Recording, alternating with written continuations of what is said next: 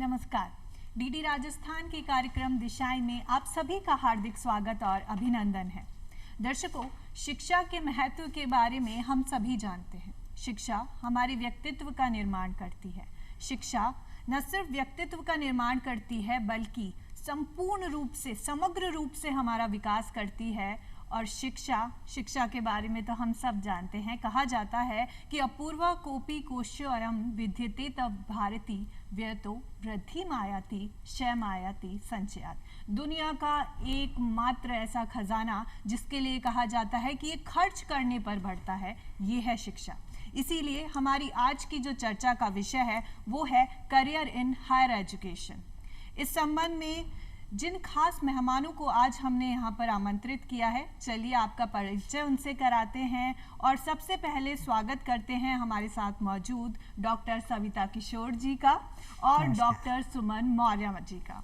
Ma'am, आप दोनों का कार्यक्रम में बहुत बहुत स्वागत है। धन्यवाद मैम। तो क्योंकि आप दोनों के जो नाम हैं एस से स्टार्ट हो रहे हैं, बहुत कोइंसिडेंस है। जो सक्सेस है वो एस से स्टार्ट होती है और जो स्टार्ट है वो भी एस से ही स्टार्ट होता है। तो चलिए मिलके स्टार्ट करते हैं हमारे आज के इस प्रोग्राम को। और सबसे पहले सविता मैम, आपसे ये पूछना चाहेंगे कि आज हायर एजुकेशन के बारे में हम बातचीत करने वाले हैं। सबसे पहले आप हमारे दर्शकों को बताएं, ये हायर एजुकेशन का मतलब क्या है? ओके, सबसे पहले मैं समस्त श्रोताओं को प्यार भरा नमस्कार करती हूँ। यह विषय बहुत ही सहज है, सटीक है और सामयिक है, इसलिए इस विषय पर चर्चा करना बहुत उपयुक्त रहेगा। जैसा कि अभी आपने पूछा, हायर एजुकेशन क्या है और कैरियर इसके अकॉर्डिंग कैसे किया जा सकता है, तो सबसे पहले मैं ये बताना चाहूँगी कि शिक्षा क्या है और वह व्यक्ति के व्यक्तित्व के विकास को किस तरह से परिलक्षित करती है। शिक्षा मानवत्व का आधार है और जैसा कि अभी कहा कि वह व्यक्ति के व्यक्तित्व का संपूर्ण विकास करती है, राजनीतिक दृष्टि से, सामाजिक दृष्टि से, आध्यात्मिक दृष्टि से, नैतिक दृष्टि से। इसीलिए एक व्यक्ति के व्यक्तित्व का सर्वांगीण विकास शिक्षा के माध्यम से ही संभव हो सकता है। और जैसा कि हम सभी को विदित ही है कि शिक्षा एक व्यक्ति के व्यक्तित्व का यदि आधार है तो हम इस शिक्षा के माध्यम से सत्चित्त आनंद की प्राप्ति भी कर सकते हैं।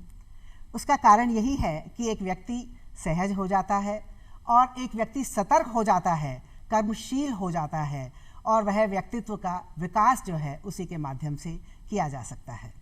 तो राखी जी, ये बात बहुत सही है कि एक व्यक्ति के व्यक्तित्व का विकास शिक्षा के माध्यम से ही संभव हो सकता है। वह उसको नया जीवन प्रदान करता है, जीवन का आधार प्रदान करता है और इसीलिए हम ये कह सकते हैं कि व्यक्ति ऊर्जावान भी होता है। जी जी। व्यक्ति में एक नई ऊर्जा का समावेश होता है, व्यक्ति में उत्साह पैदा होता है और व्यक्ति इसीलिए जीवन के पथ प्रदर्शन की ओर, आगे की ओर अग्रसर होता चला जाता है और उसका मार्गदर्शक जो है वह शिक्षा ही होता है। एग्जैक्टली। मैम, आपने सच्चित आनंद की भी बात करी। आपने बहुत अच्छी एक चीज कही कि शिक्षा हमारे व्यक्तित्व का निर्माण करती है और व्यक्तित्व की पहचान ही शिक्षा है। और सच में, क्योंकि हम मनुष्य बाकी सभी से अलग इसीलिए हैं क्योंकि हमारे पास ये क्षमता है कि हम शिक्षा का अर्जन कर सकते हैं। सुमन जी, आपसे ये जानना चाहेंगे कि चलिए आज हायर एजुकेशन के बारे में हम बातचीत करने वाले हैं। क्यों ये विषय इतना ज़्यादा इम्पॉर्टेंट है? क्या इसका महत्व है? देखिए, बहुत सारगर्भित है कि उच्च शिक्षा इतना महत्व क्यों रखती है। क्योंकि बालक जब स्कूली शिक्षा के उपरांत जब उच्च शिक्षा की ओर कदम रखता है तो उसको कहीं ना कहीं अपने करियर, अपने आगे के भविष्य के बारे में उसकी चिंताएं होना स्वाभाविक है। तो जो उच्च शिक्षा है वो आपको सही मार्ग पर ले जाने के लिए आपको एक मार्ग प्रदर्शित करती है, आपको बताती है कि आप किन डायरेक्शंस में जाएंगे, किन दिशाओं में जाएंगे कि आप एक अच्छा करियर बना सकते हैं। तो उच्च शिक्षा का महत्व इसलिए भी आवश्यक हो जाता है कि आप हायर एजुकेशन के उपरांत जब आप एजुकेशन में आगे बढ़ते हैं तो वो आपके लिए एक पदानुक्रम होता है, आप सीढ़ी अनुक्रम होता है कि आप कैसे आगे बढ़ते हैं, पद सोपान के आधार पर आप आगे किस तरीके से बढ़ते हैं। तो बोला भी गया है कि सा विद्या या विमुक्त है, यानी विद्या वही है जो हमें विमुक्ति की ओर ले जाए। तो तमाम तरह की भ्रांतियों को दूर करते हुए, तमाम तरह की उलझनों को व्यक्तित्व में दूर करते हुए व्यक्ति का, बालक का चहुमुखी विकास करती है, बहुमुखी विकास करती है शिक्षा। तो उच्च शिक्षा के माध्यम से विद्यार्थी को, हमारे जो छात्र छात्राएं हैं, उनको ज्ञात हो जाता है कि मुझे किस स्तर पर जाना है, मुझे कहाँ मेरा करियर बनना है, और उसमें मानवोचित गुणों का भी विकास जो है वो होना बहुत आवश्यक है। मैं देखती हूँ कि स्टूडेंट्स जब आते हैं हमारे हायर एजुकेशन में, तो कहीं ना कहीं वो रोट लर्निंग पर आधारित ना आए, वो समझने की और चीज़ों को जानने की जो सामर्थ्य है, क्षमता है, वो विकसित करें। क्योंकि जब करियर में आगे बढ़ता है इंसान, तो एक पर्सनालिटी का डेवलपमेंट होना भी उतना ही आवश्यक है, और उसको चीज़ों की समझ होनी आवश्यक है। उसमें एक जो आत्मानुभूति, सहानुभूति की हम बात करते हैं, तो एक सबसे पहले तो इंट्रोस्पेक्शन, आत्मानुभूति होनी आवश्यक है, साथ में ही परानुभूति भी होनी आवश्यक है। तभी जो है एक जो विद्यार्थी है वो सामाजिक स्तर पर एक अच्छा अपना अनुदान दे सके, न केवल करियर ही बनाए बल्कि सामाजिक स्तर पर उसका जो अनुदान दे सके, देश के बारे में अपनी एक अच्छी पहचान रख सके, देश राष्ट्र प्रेम, राष्ट्रभक्ति, राष्ट्र निर्माण में उसका बहुत बड़ा योगदान हो सकता है। तो उनके बारे में उसकी समझ जो है वो विकसित हो सके। आज हम जानते भी हैं कि आज डेमोग्राफिक डिविडेंड के रूप में इंडिया फर्स्ट नंबर पे है, सर्वाधिक युवा भारत में निवास करते हैं। तो युवाओं का ही देश है और युवाओं का ही भविष्य है। तो इस चीज को मद्देनजर रखते हुए हमें युवा जो है उनको आगे लाने के हर स्तर पर उनके जो व्यक्तित्व निर्माण और उनका जो करियर चयन की प्रक्रिया में उनको सहयोग प्रदान करने का जो प्रयास जो शिक्षकों के माध्यम से, अभिभावकों के माध्यम से किया जा सकता है, वो उच्च शिक्षा के माध्यम से ही संभव है। इसलिए इसका महत्व और भी अधिक बढ़ जाता है, क्योंकि वो रॉट लर्निंग से आगे बढ़कर एक समाज निर्माण की और राष्ट्र निर्माण की दिशा में आगे बढ़ता है। मैम, आपने बहुत अच्छी बात कही, आत्मानुभूति, परानुभूति। हम सिर्फ अपने आप तक सीमित नहीं रहें, सिर्फ अपने आप को आगे ना बढ़ाएं, क्यों ना साथ में मिलकर के चलें। बिल्कुल, क्योंकि कहा जाता है ना कि यही पशु प्रवृत्ति है कि आप ही चरें, वही मनुष्य है कि जो मनुष्य के लिए मरे। हम मरने की बात नहीं कर रहे, हम तो कह रहे हैं कि चलिए साथ में मिलके जीते हैं और अपने खुद का और देश का निर्माण करते हैं। सविता जी, आपसे ये जानेंगे कि हायर एजुकेशन यदि हमें लेनी है तो कौन कौन से फील्ड्स हमारे पास हैं, उनमें क्या करियर ऑप्शंस हैं? बिल्कुल, बहुत अच्छा प्रश्न पूछा आपने राखी जी, क्योंकि हायर एजुकेशन के कंसेप्ट चेंज हो गए हैं। जी जी जी। ट्रेडिशनल वे भी यदि हम देखें तो हायर एजुकेशन जो है वो एक तरीके से जो ग्रेजुएट कर लेता था वो भी हायर एजुकेटेड कहलाता था। लेकिन धीरे धीरे समय के अनुसार जो परिवर्तन आया है उसमें आवश्यकता ये हो गई है कि ग्रेजुएशन ही नहीं, अब आपको पीजी भी करना है, आपको स्पेशलिटी भी करनी है, आपको सुपर स्पेशलिटी भी करनी है, आपको नए नए शोध करने हैं, और उसके बाद में आपको आगे अपडेट रहना है, अपग्रेड रहना है, क्योंकि उसके अकॉर्डिंग जो है अगर आप चलते हैं तो आप ये समझ लीजिए कि कॉम्पिटिटिव एरा में आप अपने आप को फिट कर पाएंगे, और यदि नहीं हो पाएगा तो आप समय से पिछड़ जाएंगे। तो आज समय की आवश्यकता है कि हम अपने आप को किस तरह से अपग्रेड कर सकते हैं, और ग्रेजुएशन एक तरीके से देखा जाए तो यह तो मिनिमम जो है वो एजुकेशन हो गई है आज का जो समय है। राखी जी, ये मैं बिल्कुल इस चीज़ से सहमत इसलिए हूँ क्योंकि हम देख रहे हैं कितने ग्रेजुएट्स हैं जो कि एक तरीके से अनएम्प्लॉयमेंट का सिंबल बनते जा रहे हैं, जो कि नहीं होना चाहिए। और हम यदि टेक्निकली इन चीज़ों को ज़्यादा जो है वो कोहेरेंट कर लेते हैं या अपना लेते हैं तो हम समझते हैं कि समय के अकॉर्डिंग हम अपडेट हो रहे हैं। तो ख़ास बात यह है कि जैसे कोर्सेज़ की आपने बात कही है, तो कोर्सेज़ में बहुत सारी चीज़ें ऐसी हैं, जैसे हम कह सकते हैं कि ग्राफिक डिज़ाइनिंग जो है वो बहुत अच्छे कोर्सेज की ओर है, जो कि जॉब ओरिएंटेड है। फोटो एडिटिंग का है, बिजनेस मैनेजमेंट का है, रिसर्च के अंदर बहुत सारी चीज़ें हैं। और जैसे मैं कह सकती हूँ कि जो हमारी गर्ल जो हैं, जो स्टूडेंट्स हैं, उनके जो रुचि है उसके अनुसार वो एक तरीके से ये डिज़ाइनिंग का कोर्स है, फैशन डिज़ाइनिंग है, ड्रेस डिज़ाइनिंग है, मॉडलिंग का भी है, फिल्मी कैरियर्स भी हैं, बहुत सारे ऐसे जो हैं वो हमको जॉब ओरिएंटेड की तरफ ले जाते हैं। और मैं तो ये कहूँगी कि आजकल स्टार्टअप्स जो हैं वो बहुत ज़्यादा एक तरह से हुनर और आपकी रुचि के अनुसार आपको स्टार्टअप्स में बहुत सक्सेस मिल रही है। और ये भी मैं बताना चाहूँगी कि गवर्नमेंट जो है इसमें बहुत मदद कर रही है, गवर्नमेंट एड दे रही है और इसके अंदर हमको आगामी जितने भी हमारे व्यय होगा या खर्च होता है, इससे यदि हमें सपोर्ट मिलता है तो हम बूस्टअप होते हैं और हमारी युवा पीढ़ी जो है वो एक तरीके से आगे बढ़ने की ओर प्रेरित होती है। तो मैं तो ये कहूँगी कि हमारे युवा जो हैं वो बहुत आगे बढ़ रहे हैं, उनको बूस्टअप करना है। लेकिन हम ये देख सकते हैं कि ज़्यादातर जो एजुकेशन मिल रही है उसमें यदि हम टेक्निकली ग्रेजुएट होते हैं, क्योंकि वर्कफोर्स जो होता है एक तरह से कंपनीज की डिमांड होती है, वो उनको हायर करना चाहता है और वो हायर तभी कर पाता है जब टेक्निकली हम बहुत ज़्यादा एडवांस हो जाते हैं। जी। तो इसलिए हम अपने आप को अपडेट रखें, अपडेट करें। रिसर्च में बहुत ज़्यादा जो है वो रुचि होकर नए नए अनुसंधान हो रहे हैं, नए नए शोध हो रहे हैं, हम उसकी तरफ अग्रसर हों ताकि हम समय के अनुसार कॉम्पीट कर सकें और जॉब जो है हमें हमारे अकॉर्डिंग मिल सके। हमारा इंटरेस्ट क्या है उसके अकॉर्डिंग होना चाहिए। आज का युवा जो है वो बहुत आगे बढ़ रहा है और यह एक प्रेरणा का स्रोत है। और मैं तो कहती हूँ 20 से 25 वर्ष के युवा जो हैं इसकी तरफ आगे जा रहे हैं, जो नए नए जॉब्स की तलाश में हैं और कंपनीज उन्हें हायर कर रही हैं। लेकिन कंपनीज का मेन मोटो यही है कि मार्केट की वैल्यूज़ क्या हैं वो आपका जानना बहुत ज़रूरी है। आपका जो है ग्रुप डिस्कशंस में आपका कितना कंट्रीब्यूशन है, आप किस तरह से डिस्कशंस करके डिबेट कर सकते हैं और अपने आप को आप अपग्रेड करके इस मार्केट के अकॉर्डिंग आपको एस्टेब्लिश कर सकते हैं। तभी आज का युवा जो है वो नौकरी की तलाश में जो इधर उधर भटक रहा है उसे भटकने की कोई आवश्यकता नहीं है।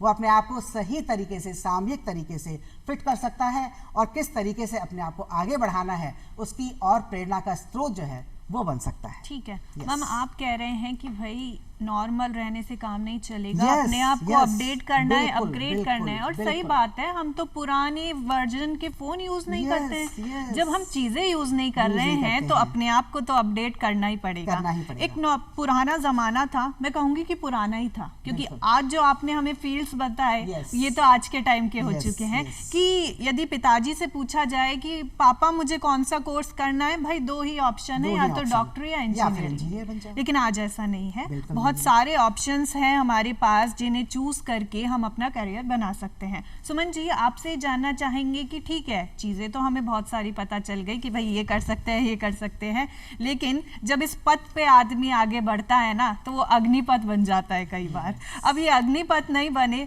बहुत सारी समस्याएं हमें झेलनी पड़ती है। क्या ये प्रॉब्लम एक व्यक्ति के सामने आती है जब वो हायर एजुकेशन की लाइन में जाता है? बिल्कुल, अभी जैसे बात की कि जो बच्चा है जब किंग कर्तव्य विमूढ़ता की स्थिति से में आ जाता है कई बार कि मैं किधर मेरा जो करियर है वो जाएगा, मैं कौन से करियर की तरफ अपना चयन करूं कि मेरे लिए वो सार्थक सिद्ध होगा। तो बच्चा जब पढ़ता है, अध्ययन करता है, तो उसको ये ज्ञात होना चाहिए कि मेरे पर्सनालिटी में, मेरे एटीट्यूड, एप्टीट्यूड, एल्टीट्यूड को कौन सा करियर जो है वो सबसे सुनिश्चित करेगा, कौन सा करियर मेरे लिए सूटेबल होगा। तो उसे उसी समय कई बार देखा भी गया है कि जो स्टूडेंट्स हैं वो दबाव में आकर विषय चयन कर लेते हैं। 12th में जैसे 10th के बाद जब विषय चयन करना होता है तो वो फैमिली के दबाव में कि आप डॉक्टर ही बने या इंजीनियर बने, तो वो अपना विषय उस अनुरूप ले लेते हैं। फिर उसको ज्ञात होता है कि मैं एडजस्ट नहीं हो पा रहा, मेरा उस सब्जेक्ट के साथ किसी भी तरह का कोई लिंकअप ही नहीं हो पा रहा, मेरा कोई तारतम्य नहीं बैठ पा रहा। फिर वो सोचता है कि मुझे कौन सा मेरे लिए करियर ज़्यादा उपयोगी सिद्ध होगा। अभी जैसा कि अभी बात भी हुई है, तो मुझे लगता है इन करियर्स के अलावा भी ह्यूमैनिटीज़ के सेक्टर में बहुत सारे करियर जो हैं वो हो सकते हैं। समस्याएं बहुत हैं, स्टूडेंट्स के सामने भी है, क्योंकि आज हम देख सकते हैं कि जिस तरीके से करियर की चयन की प्रक्रिया होती है, लेकिन उस समय परिवार के पास उतने रिसोर्सेज नहीं होते, क्योंकि हायर एजुकेशन जो है वो सस्ती नहीं है। काफ़ी कई जगह जो है बहुत कोस्ट और स्कॉलरशिप भी हर बच्चे को नहीं मिल रही और स्कॉलरशिप भी सबको नहीं ग्रांट की जाती है। तो उन कंडीशंस में हम देख सकते हैं, और जब सिस्टम में जाता है, जुड़ता है, मान लीजिए उनको किसी भी तरीके से एजुकेशन के लिए वो चला गया, उस सोपान तक पहुंच गया, उसके बाद वो यह महसूस करता है, ठगा सा महसूस भी करता है कई बार, जब वहाँ का इंफ्रास्ट्रक्चर जो जिस तरीके का उसको मिलना चाहिए, आधारभूत संरचना, वो उस स्तर की, उस लेवल की नहीं मिल पाती जितना उसने सोचा था उस बच्चे ने कि मैं इतना पढ़ के इतनी अच्छी डिग्री, इतने मेरा इतना अच्छा करियर साउंड रहा, मैं इतनी अच्छी परसेंटेज बना के आया हूँ, लेकिन मुझे इंफ्रास्ट्रक्चर, आधारभूत संरचना उस लेवल की नहीं मिल पा रही। तो यह भी एक समस्या है। अब स्टूडेंट्स जो है वो 12th के बाद जब ग्रेजुएट होता है, जब ह्यूमैनिटीज़ के सब्जेक्ट्स लेता है, तो वह जा सकता है, आप देख सकते हैं कि जो आरपीएससी कई एग्ज़ाम्स आयोजित कराती है, कई जो है पैरामिलिट्री के भी एग्ज़ाम्स होते हैं, वहाँ भी बच्चे जाना कई प्रेफर करते हैं। तो इस तरह की जो स्कीम्स हैं उनमें जाना पसंद करते हैं। बहुत सारा जो है जर्नलिज्म के कोर्सेज करके बच्चे जर्नलिज्म के सेक्टर में जा सकते हैं, लॉ करके लॉ फील्ड में जा सकते हैं बच्चे, वहाँ भी बहुत सारे करियर ऑप्शंस हैं। वेबसाइट में हर एक जो स्टूडेंट्स जो है वो रोजगार की जो वेबसाइट्स हैं वो अवेलेबल हैं, और उसमें जाके वो सीख कर सकता है, देख सकता है। तो मुझे लगता है कि जो ट्रेडिशनल लर्निंग अप्रोच है उससे आगे बढ़कर जो मॉडर्न लर्निंग अप्रोच है वो कहीं ना कहीं जॉब सीकर के बजाय ये भी इस्टेब्लिश कर रही है कि वो जॉब प्रदाता बनने जा रही है। रोजगार जो है वो ढूंढने की अपेक्षा रोजगार प्रदाता के रूप में एक जो बच्चा है वो अपनी पहचान कायम कर सकता है। अभी जो न्यू एजुकेशन पॉलिसी है, तो उस न्यू एजुकेशन पॉलिसी में भी ये बात है कि कौशल विकास को ज़्यादा प्राथमिकता दी जाए, और जो प्रोफेशनल और वोकेशनल ट्रेनिंग्स हैं वो बच्चे को ज़्यादा से ज़्यादा दी जाए। जब गांधी जी बुनियादी शिक्षा योजना की बात करते थे तो उनका भी कहीं ना कहीं यही लक्ष्य था कि बच्चा जो है वो अपने स्किल्स को डेवलप करे, कौशल को विकास करे, कौशल परक शिक्षा, कौशल उन्नयन शिक्षा आधारित हो। तो हम ये देख सकते हैं कि जब बच्चा जो योजना है जो ये पूरी की पूरी जो जब स्कूली शिक्षा में ही वो कौशल विकास अर्जित करेगा, तो उसको यह नहीं होगा कि जब 12th के बाद या ग्रेजुएट होने के बाद वो बिल्कुल किंग कर्तव्य विमूढ़ता की स्थिति में आ जाएगा कि मैं कहाँ जाऊँ, मेरा करियर क्या है, मैं इतना पढ़कर भी मैं कुछ नहीं कर पा रहा, मेरा कोई कंट्रीब्यूशन नहीं है घर में। क्योंकि एक समय के बाद जो है वो किसी भी युवा पर दबाव आने लगता है, तो वो उस जो दबाव है उससे विमुक्त होने का प्रयास करेगा। तो शिक्षा वह है जो कि आपको आगे ले जाए, विमुक्ति की तरफ उन्मुख करे, ना कि आपको भ्रांतियों में जीना सिखाए। कई बार बोलते हैं बच्चे कि हम तो क्रांति कर देंगे, ये भ्रांति में हमारा जीवन आ गया है, और कहीं ना कहीं वो तो ये चीज़ जो है वो समझने की आवश्यकता है कि हम जो करियर एक सोपान अगर सही तरीके के डेवलप होगा तो वो कहीं इस तरफ इधर उधर नहीं भटकेगा, बल्कि उसको एक अच्छी सही राह और सही मार्ग, सही दिशा जो है वो निर्धारित होगी। तो ये समस्याएं बहुत सारी है, समस्याएं और चुनौतियां हैं, लेकिन वही है जो कि इन समस्याओं से डरे नहीं, बल्कि डर के आगे जीत है, इसको समझे और उन चुनौतियों और समस्याओं को अपने उसको एक चैलेंज के रूप में न लेके उसको एक अवसर के रूप में लेके आगे बढ़ने का कार्य करे, और अपना एक अच्छा सोपान बनाने का काम करे, अपना मार्गदर्शन स्वयं करे। बोला भी गया है ना, अप दीपो भव अत्त दीपो भव, तो अपने दीपक स्वयं बनना चाहिए। कई बार अपनी जो डायरेक्शन है वो अपने आप खुद निर्धारित कर सकते हैं। इसको समझने की कोशिश हर विद्यार्थी, हर युवा को करनी होगी, तभी वो आगे जो है प्रगति के नए नए सोपानों तक पहुंच सकता है। मैम, आपने बहुत अच्छी एक बात कही थी कि आपको अपने आप को ऐसा बनाना है कि आपको जॉब ढूंढने वाला नहीं बनना है, आपको जॉब देने वाला बनना है।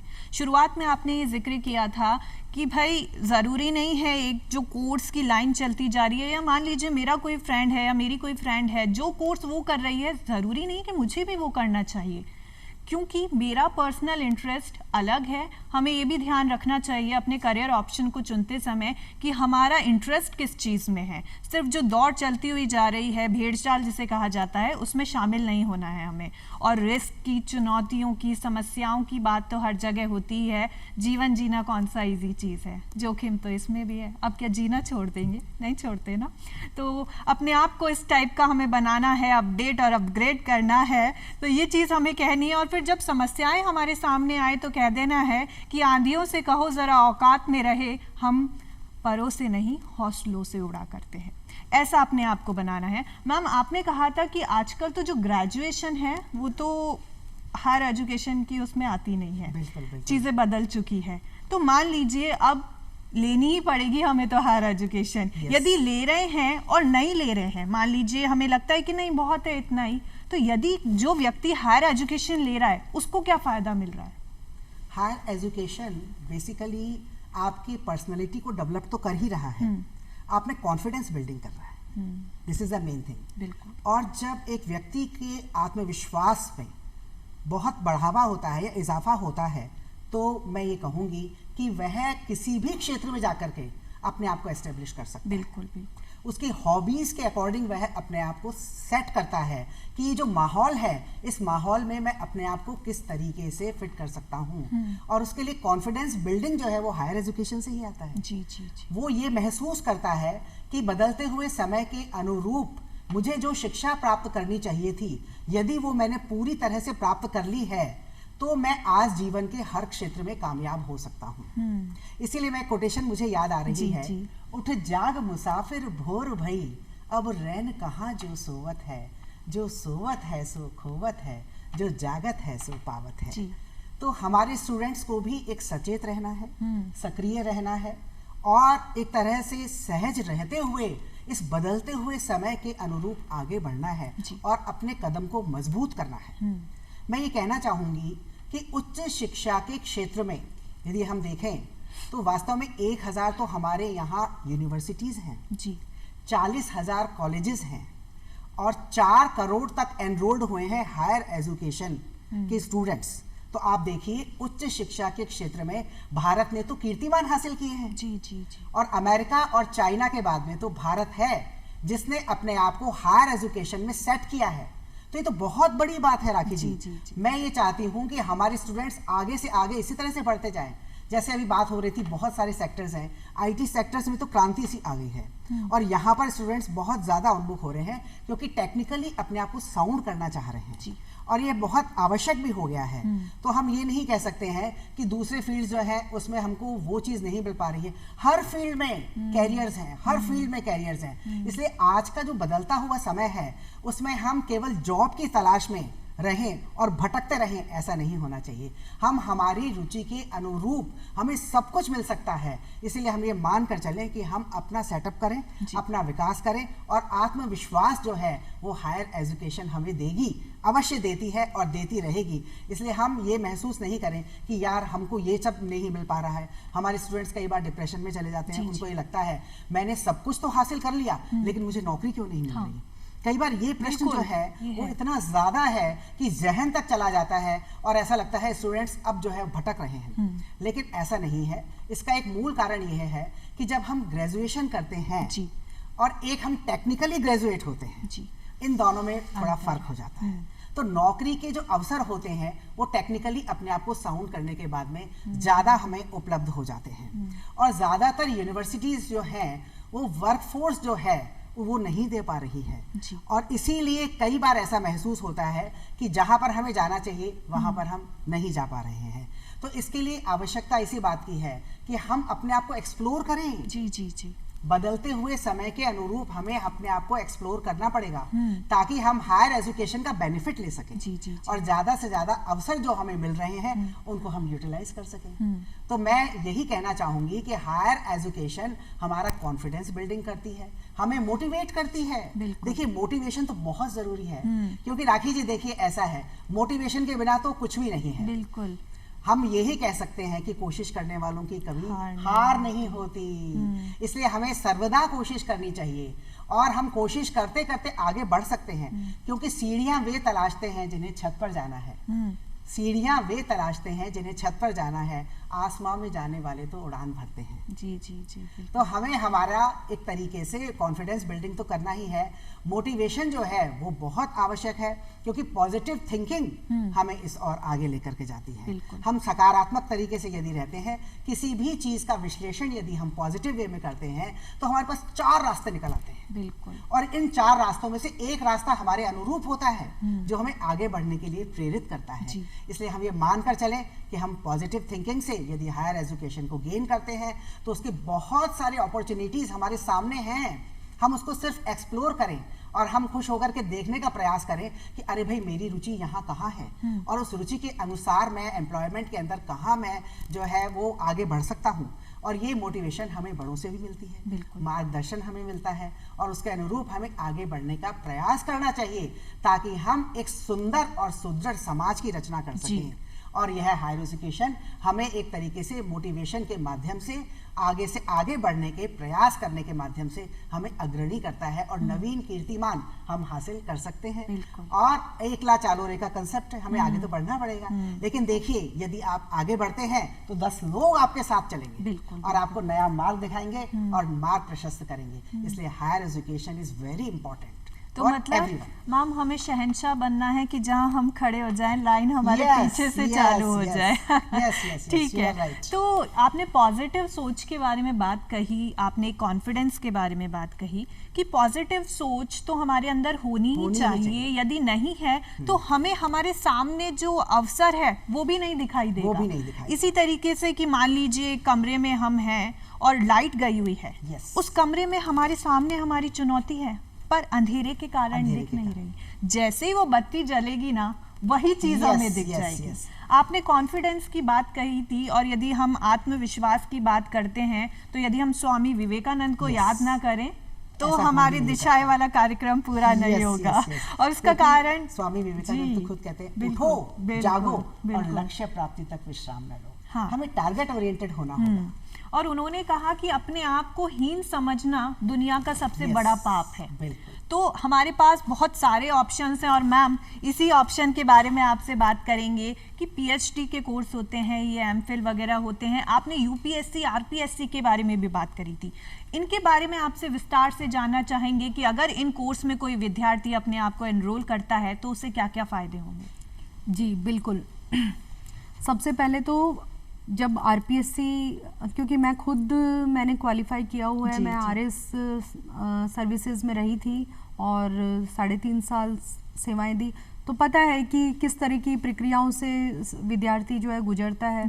और मैंने यूपीएससी का आईएएस का इंटरव्यू भी दिए हैं, तो मुझे ये भी ज्ञात है कि किस लेवल की तैयारी होती है, क्योंकि प्री मेंस और इंटरव्यू तक पहुंचना, फिर इंटरव्यू तक यदि बच्चा नहीं सेलेक्ट हो पाता तो वो जो सेटबैक होता है उससे उबरने का प्रयास किस तरीके से किया जा सकता है। तो ये जो चीज़ है वो संभलने की आवश्यकता होती है।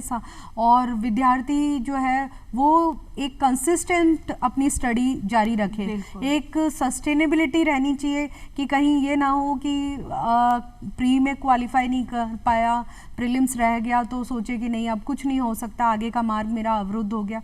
ऐसा नहीं है। मैं ये मानती हूँ कि हर एक विद्यार्थी को प्लान बी अपने साथ लेके चलना चाहिए, क्योंकि वो होगा, प्लान बी होगा तो विद्यार्थी को ये पता होगा कि अगर यह नहीं तो मेरे पास है एक ऑप्शन, करियर ऑप्शन है साथ में मेरा, वो नेट जेआरएफ कर सकता है और अदर जो है अपनी हायर एजुकेशन को कंटिन्यू रख सकता है, क्योंकि ग्रेजुएशन के बाद ही is eligible to appear for RAS IAS exams, UPSC और आरपीएससी के एग्जाम्स वो दे सकता है। लेकिन उसको प्लान बी के रूप में जैसे अपनी हायर एजुकेशन से पीजी कर सकता है, पीएचडी के कोर्सेज वो जारी रख सकता है, अब आगे के लिए वो कोई प्रोजेक्ट ले सकता है, क्योंकि प्रोजेक्ट्स भी काफ़ी सारे हैं। अपने कंटेंट राइटिंग, बुक राइटिंग का काम है, वो भी बहुत अच्छा विकल्प होता है जो कि पढ़ने लिखने वाले बच्चे होते हैं, क्योंकि जब आईएएस की तैयारी करता है बच्चा तो उसको बहुत एक वाइड रेंज नॉलेज की आवश्यकता होती है। ऐसा नहीं है कि वो बिल्कुल सतत जो नॉलेज उसको ज़रूरी होती है और कि सुपरफिशियल नॉलेज से उसका काम नहीं चलेगा। उसको हिस्ट्री भी पढ़नी है तो पॉलिटिकल साइंस की पॉलिटी भी पढ़नी है, इंटरनेशनल रिलेशंस भी पढ़ने हैं, करंट अफेयर्स भी पढ़ने हैं और आर्ट एंड कल्चर भी पढ़नी है, तो उसको सारी बहुत सारी जो व्यापक जानकारी है वो आवश्यक है। साइंस एंड टेक में किस तरीके से अभी जो चंद्रयान मिशन गया तो उसकी एक एक चीज, एक एक लैंड रोवर किस तरीके से उतरा, या मतलब बहुत माइन्यूट स्टडी की आवश्यकता होती है।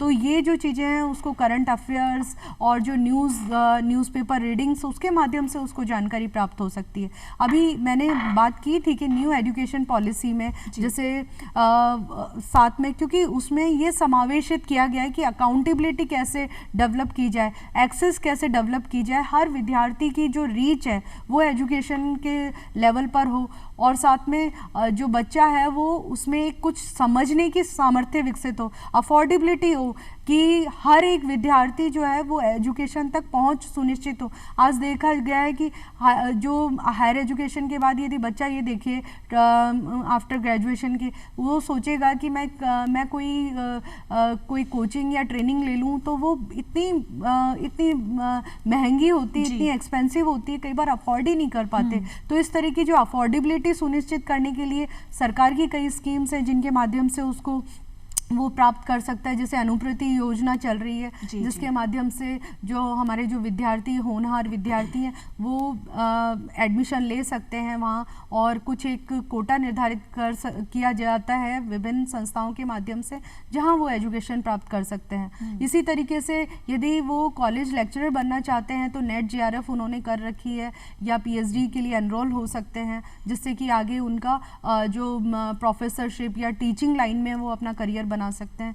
तो एक करियर के बहुत सारे ऑप्शंस हैं। ऐसा नहीं है कि करियर जो है वो केवल एक लिमिटेड पर्सपेक्टिव तक ही सीमित है, बहुत सारे ऑप्शंस हैं। इसी तरीके से हम बात करते हैं आज कि क्वालिटी एजुकेशन जो है वो बहुत ज़्यादा ज़रूरी है, क्वांटिटी के बजाय क्वालिटी एजुकेशन पर भी ज़्यादा जोर दिया जा रहा है। तो इन सारी बातों को सुनिश्चित करने की तरफ अग्रसर होते हुए एक अच्छी शिक्षा के द्वारा जो है आगे बढ़ा जा सकता है। अब जैसे पहले क्या होता था कि हम बहुत पहले की बात करें, जब वैदिक काल में भी, तो क्या होता था, गुरु के समीप बैठकर ज्ञान प्राप्त, तो वो पूरी की पूरी ओरल और उस तरह की एजुकेशन होती थी जिसमें कि उनको बताया जाता था। उपनिषद का तो अर्थ ही यही होता है कि गुरु के समीप बैठकर ज्ञान प्राप्त करना। तो इस तरह की जो एजुकेशन, फिर उसके बाद जैसे बौद्ध काल आया तो उसमें भी ये बात आई कि ठीक है कि हमारी जो एजुकेशन है वो ऐसी हो कि जो जन कल्याणकारी हो, अपासन वे बहु कयाने दया दाने सचे सोचे माधवे साधवे च, इस तरह की जो एजुकेशन है वो डेवलप की जाए कि बच्चे में जो है वो सारी चीज़ों की जो समझ विकसित हो। तो हमें जो है केवल एक आदर्शात्मक अप्रोच ही नहीं रखनी होगी, हम बहुत ही आइडियलिस्टिक रेंज या जो बहुत एक फिलोसफर टाइप की बात नहीं करें, प्रैक्टिकल अप्रोच, क्योंकि बच्चा पढ़ के बोले कि ये तो सारी आइडियलिस्टिक बातें हैं, हम जाएं तो एक सही डायरेक्शन, तो कि सुपरफिशियल हम बात कर दें कि नहीं ये चीज़ें हैं आपके लिए, आप जा सकते हो, लेकिन उसको सही रास्ता तो पता हो कि हाँ मैं फॉर्म भरूंगा, मेरा रिजल्ट आएगा और मैं कहीं पर मेरा अपॉइंटमेंट होगा, वहाँ होगा। और साथ में ये भी चीज़ सुनिश्चित होनी चाहिए कि अगर मान लीजिए अपन बात करें स्टार्टअप्स की या स्वरोजगार की बात करते हैं, तो स्वरोजगार के लिए कुछ पूंजी तो उसको निवेशित करनी पड़ेगी, जो कि रिस्क फैक्टर पर भी चलती है, क्योंकि कोई भी रोजगार है वो बिना रिस्क फैक्टर के काम नहीं करता। यदि वो ये सोचे विद्यार्थी जिसको अपना करियर बनाना है आगे, तो वो सोचे कि कौशल विकास या कहीं मैं मेरी पूंजी लगा दूं, और क्योंकि आज प्रतिस्पर्धा का युग है, बहुत गला काट प्रतिस्पर्धा है, तो उस प्रतिस्पर्धा के केंद्र में वो अपने आप को कितना ठहरा हुआ पाएगा। तो ये चीज़ भी सुनिश्चित होनी चाहिए, उस तरह की वोकेशनल ट्रेनिंग देनी चाहिए कि अगर वो प्राप्त करे, चाहे वो सिलाई, बढ़ाई, बुनाई या किसी भी तरह का काम हो, लकड़ी का काम हो, किसी भी तरह का काम हो, कारपेंट्री का काम हो या इलेक्ट्रिशियन का काम हो, अगर उसने किया है तो वो उसको हाई रेंज तक कैसे ले जा पाता है। आप बात करते कि कोई भी काम छोटा या बड़ा नहीं होता, लेकिन विद्यार्थी को जब ये पता होता है कि मैंने इतनी हायर एजुकेशन की डिग्री ली है लेकिन मैं काम क्या कर रहा हूँ उस लेवल का नहीं है, तो एक मन में असंतोष आती है, निराशा का भाव आना स्वाभाविक है, वो सभी के मन में आता है। तो उसको उस तरीके का right man at the right position होना चाहिए कि उसको एक सही जो है जगह पर वो जा पाए। इस तरह की जो व्यवस्था जो है वो निर्धारित की जाती है। बहुत सारी योजनाएं भी चल रही हैं, योजनाओं पे भी आएंगे हम। और आप खुद आरएएस रही हैं, तो आपसे बेहतर ज्ञान तो हमें इस बारे में कोई दे ही नहीं सकता था। मैम, एक प्रश्न मैं आप दोनों से ही लेना चाहूँगी कि प्रतिस्पर्धा की बात हुई है, हर क्षेत्र में प्रतिस्पर्धा है और पढ़ाई के क्षेत्र में तो सबको पता है कि क्या हाल चल रहा है। जब 95% वाले स्टूडेंट को ये पता चलता है कि उसकी 95% आई है, वो बहुत खुश होता है, लेकिन जब उसे पता चलता है कि किसी की 99.99 आई है, तब क्या होता है? ये चीज नहीं होनी 100 भी आ रही है, 100 भी आ रही है। 100 भी आ रही अब है। तो ऐसा लग रहा है कि 100 तो आनी ही चाहिए, क्योंकि 99 पे भी बहुत सारे परसेंटेज जो है बहुत सारे स्टूडेंट्स के होते हैं, और यह प्रश्न एक ऐसा हो जाता है कि मस्तिष्क कौंध जाता है। बिल्कुल, क्योंकि और यही चीज नहीं होनी चाहिए। यही संतुष्टि का जो भाव हमारे वैदिक काल से चला आया है कि कंटेंटमेंट इज हैप्पीनेस, ये सिर्फ कहने की, बोलने की, बताने की बात नहीं है, ये अपनाने की बात है। अपनाने की बात तो आज के टाइम में हम देख रहे हैं प्रतिस्पर्धा बहुत ज़्यादा बढ़ती जा रही है। कोई एग्जाम के लिए अगर 1 लाख बच्चे बैठ रहे हैं, उसमें से कितने से बच्चे पास हो रहे हैं? अब जो बच्चे पास हो गए उनको तो जॉब मिल गई, अच्छा कॉलेज मिल गया, वो खुश हैं। हो सकता है उसके बाद भी ना हो, वो एक अलग मैटर है। लेकिन जो बच्चे पास नहीं हुए, मेहनत तो उन्होंने भी की थी, दिन रात उन्होंने भी पढ़ाई की थी, सारे सब्जेक्ट्स जो आपने कहा कि जो फिजिक्स वाला है वो पॉलिटिकल साइंस भी पढ़ रहा है, वो सब उन्होंने भी किया था। आपको नहीं लगता कि एक मैकेनिज्म, एक प्रयास जो भी हो सकता है वो ऐसे स्टूडेंट्स के लिए भी होना चाहिए, क्योंकि भले ही वो उस एग्जाम में पास नहीं हुए, वो अपनी जिंदगी में बहुत कुछ अच्छा कर सकते हैं। क्या लगता है? इसीलिए मैंने कहा कि प्लान बी जो है वो साथ में लेकर चलना चाहिए विद्यार्थी को, क्योंकि कई बार क्या होता है कि एक फील्ड में ही जाए, हम जो सोचते हैं वो हो, ऐसा पॉसिबल भी नहीं है। तो कई बार उसके पीछे भी बहुत सारी अच्छी चीज़ें होती है, नहीं होता तो हो सकता है कि आपके लिए कुछ और अच्छी चीज़ हो सकती है, निर्धारित हो सकती है। तो उस चीज़ को अपना मनोबल, अपना जो आत्मबल है वो हायर रखना चाहिए, और कभी भी ऐसे निराशा जो है वो बच्चे में नहीं आए तो वो बहुत बेस्ट होगा उसके लिए। क्योंकि एक कॉन्फिडेंस, सेल्फ मोटिवेशन बहुत आवश्यक है किसी भी विद्यार्थी को अपना करियर जो है वो सुनिश्चित करने के लिए, क्योंकि जब तक वो चीज़ नहीं होगी, उसमें खुद की झील नहीं होगी, क्योंकि वो तभी आ सकती है। मैंने इसीलिए बोला है कि उसको साथ में एक अपना करियर ऑप्शन लेकर चलना होगा। मैंने बहुत सारे ऐसे विद्यार्थी देखे हैं, और क्योंकि मैं काउंसलिंग भी साथ में अपने जो महाविद्यालय में भी करती हूँ, और यूनिवर्सिटी के जो लेवल के बच्चे हैं उनकी भी मैं काउंसलिंग करती हूँ, और उनको बताती हूँ कि कहीं ना कहीं यदि आप कमज़ोर पड़ रहे हैं या मनोबल डाउन हो रहा है तो आप किस तरीके से आप आगे बढ़ सकते हैं। क्योंकि बच्चे जो हैं, यह एक ऐसी एज होती है जिसमें बच्चा जो है बहुत निराशा, उसमें कई तरह की उत्कंठा, कई तरह के विचार, कई तरह के दबाव, निराशा आती है, तो उसमें कहीं ना कहीं वो जोश जो है वो हम उनमें प्रभावित कर सकते हैं। है कि भूमिका सभी जगहों पे होनी चाहिए। पहली भूमिका उस बच्चे की कि खुद वो मोटिवेट रहे, उसके पेरेंट्स की भी होनी चाहिए, और सराउंडेड एरिया में जितने भी उसके फ्रेंड्स हैं उनकी भी होती है। तो एक धैर्य रखे, धीरज रखे, संतोष की भावना रखे, और अपने आप को समय के अनुसार ढालने का प्रयास करे, और ये खुद महसूस करे कि भाई मुझे अगर ये चीज नहीं मिली है तो शायद मुझे और भी अच्छी चीज मिल जाए। 50,000 की नौकरी मिल रही है, 1 लाख की मिल सकती है, क्योंकि योग्यता में तो कोई कमी है ही नहीं। और हम अपने आप को यदि ये सोच करके चलेंगे कि हमारे में योग्यता है, तो शायद हम किसी दूसरी अच्छी चीज के लिए बने हैं, ये भी सोचना चाहिए हमें। इसलिए कभी भी डीमोरलाइज नहीं होना चाहिए। और मैं एक सलाह यहाँ पर देना चाहती हूँ कि आसपास के जितने भी लोग हैं वो मॉरली बूस्टअप करें। बिल्कुल। देखिए, काउंसलिंग जो होती है, मैडम आपने बिल्कुल सही कहा कि काउंसलर जो होता है वो भी तो यही करता है, वो उसको मोटिवेट करने का प्रयास करता है, और मोटिवेशन ही अगर उसमें आ जाता है तो वह निश्चित रूप से ये जो बीच का फेज आता है वह जरूर पार कर जाएगा और अच्छे गंतव्य की ओर अवश्य निकलेगा।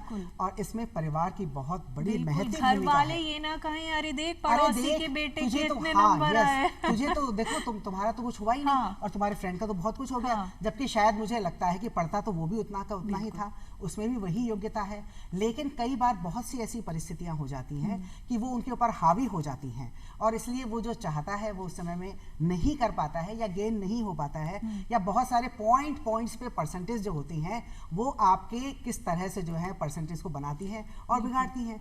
और इसीलिए आपका ये कहना कि भैया उसने तो मेहनत की थी, तूने मेहनत नहीं की, ऐसा नहीं है। तो बच्चों को आप टाइमली मोटिवेट करो, उनको आगे बढ़ने के लिए प्रेरित करो और उनमें धैर्य और इसमें धीरज। मुझे लगता है कि मैम ने उपनिषद की बात कही थी, हम शिक्षा के बारे में बात कर रहे हैं, शिक्षा तो है ही, हमें शिक्षा प्लस विद्या भी लेनी चाहिए। यस, क्योंकि शिक्षा ठीक है, एजुकेशन एक जगह है, विद्या हमें बताती है कि हमें क्या Yes, करना you are है, right, क्या नहीं you are करना right. है। यहाँ मैं कहना चाहूंगी कि विद्या ददाति विनयम। हमें विद्या तो हमारे जीवन का सार है, हाँ। दर्शन है। और हम तो माइकल फूको पढ़ाते हैं, राजनीति शास्त्र के विद्यार्थी हैं। तो मैं यहाँ पर ये कहना चाहूंगी कि हमें वास्तव में देखा जाए तो शिक्षा से ज्ञान की प्राप्ति होती है जी। और ज्ञान जो है एक तरीके से हमें चेतना का जन्म ज्ञान से ही होता है। और जिसके पास में ज्ञान है, बहुत इंपॉर्टेंट चीज है, उसके पास में शक्ति है जी। और शक्ति है जिसके पास में, उसके पास में ज्ञान है। तो इसका मतलब ये हुआ कि ज्ञान, चेतना का जन्म जो है वो ज्ञान से ही होता है। तो हम ये ज़रूर कह सकते हैं कि हमें शिक्षा के माध्यम से ज्ञान प्राप्त होता है और ज्ञान के माध्यम से हमें चेतना जो है वो प्राप्त होती है। और गीता में भी कहा गया है कि ज्ञान से ज़्यादा पवित्र चीज़ कुछ भी नहीं। ज्ञान योग की बात Yes. करती है गीता। तो ये तो बहुत ही इम्पोर्टेंट चीज़ है कि हम ज्ञान को यदि एक तरीके से हमारे जीवन का आधार बना लें तो हमारे में शक्ति भी होगी, हमारे में चेतना भी होगी, हमारे में सजगता भी होगी और हम हर परिस्थिति का मुकाबला करने के लायक हो जाएंगे। जी। वो योग्यता हमारे में स्वतः आ जाएगी। जब हम अपने आप को मजबूत करते हैं तो बहुत सी चीज़ें, बहुत सी परिस्थितियां जो हैं वो हम साइडलाइन करते हुए चले जाते हैं और हम आगे बढ़ने के लिए प्रेरित होते हैं। तो ये देखिए, ये चीज़ें हमारे में स्वतः उत्पन्न होती हैं और हम अपने क्योंकि आप हम भी में तो भगवान के अंश Yes. हैं। We all are masters Yes. piece, so we Yes. are masterpiece। यदि ये चीज दिमाग में जिस दिन आ गई ना, ये डिप्रेशन जैसे शब्द जैसी कहीं चीज साइड कुछ हो है ही जाएगी। नहीं, बिल्कुल, कुछ भी बिल्कुल। नहीं है। ये हमारा एक इमेजिनेशन होता है, इसको हम खत्म करें, स्वतः आगे बढ़ने के लिए प्रेरित हों और हमारे परिवारजन हमारे साथ हैं। यदि कोई समस्या आती है तो हम उनसे रूबरू हों, जी। किसी चीज को छिपाने का प्रयास ना करें, हम उन्हें बताएं और अवश्य ये बात सही है कि हर समस्या का समाधान संभव शाम है। के टाइम मुझे लगता है, शाम के टाइम, रात के टाइम, जितना टाइम मोबाइल चलाते Yes. हैं ना, यदि आपस में बातचीत कर ली जाए Yes, तो काफी yes, yes, समस्याएं yes. हल हो Healthy जाएंगी। conversation होना हम चाहिए। दो महान शिक्षाविद आज हमारे साथ मौजूद हैं, दोनों महिलाएं, और महिलाओं की बात आज ना हो तो कार्यक्रम पूरा नहीं होगा। Yes. संक्षिप्त में सुमन मैम, सबसे पहले आपसे ये जानना चाहूंगी, हायर एजुकेशन महिलाओं के लिए किस तरीके से उपयोगी है? बिल्कुल, हायर एजुकेशन महिलाओं के लिए बहुत उपयोगी है और मुझे तो ये लगता है कि आज के दौर में जो बालिकाएं हैं उनको हायर एजुकेशन में निरंतर आगे बढ़ने का प्रयास करना चाहिए। उनके लिए विशेष रूप से बहुत सारी योजनाएं सरकार के द्वारा चलाई भी जा रही है, जैसे कालीबाई भील स्कूटी वितरण योजना। जी। तो वो उनको जो है उनमें एक मनोबल बढ़ाने के लिए है कि वो खुद से सक्षम हो सके। साथ में अभी स्मार्टफोन योजना भी है और इसके अलावा ड्रॉप आउट रेट रोकने के लिए भी बच्चियों के लिए बहुत सारी योजनाएं चल रही हैं। उड़ान योजना चल रही है ताकि उनमें एक सैनिटेशन के लिए जो है योजना चल रही है। साथ में और भी बहुत सारी योजनाएं, बेटी बचाओ बेटी पढ़ाओ स्कीम, जो वो तो बच्चियों के लिए ही है। तो इसके अतिरिक्त जो है अगर महिलाएं शिक्षित होंगी तो मुझे लगता है कि वो बहुत आगे बढ़ सकती हैं और अपने मतलब हम ये कह सकते हैं हम कि पढ़ेगा इंडिया तभी तो बढ़ेगा इंडिया। ठीक है, आज वक्त हमारे पास इतना ही था। कार्यक्रम में आप दोनों ने शिरकत की, क्या शानदार शिरकत की, कितनी सारी जानकारी, इतनी सहजता, सरलता और क्या प्रभाव से दी है, आनंद आ गए। आप दोनों को कार्यक्रम में उपस्थित होने के लिए, इतनी जानकारी देने के लिए बहुत बहुत धन्यवाद। बहुत धन्यवाद। तो दर्शकों, आज की जानकारी के बाद हम ये कह सकते हैं कि ये चर्चा बहुत ही हेल्दी रही। आपने बहुत सा ज्ञान लिया होगा। हमने ये समझा कि confidence is the key, positive रहना है, कितनी भी समस्याएं आनी हैं आ जाने दीजिए, क्योंकि कहते हैं ना कि हो इरादों में हकीकत, हौसलों में जलजला, निगाहों में इरादे, बाजुओं में हौसला, आसमां झुककर तुम्हारे पांव तक आ जाएगा, देख लेना ये किनारा नाव तक आ जाएगा। तो हम अगली बार अपनी इस चर्चा को फिर आगे बढ़ाएंगे। तब तक के लिए हमें इजाजत दीजिए। नमस्कार। नमस्कार।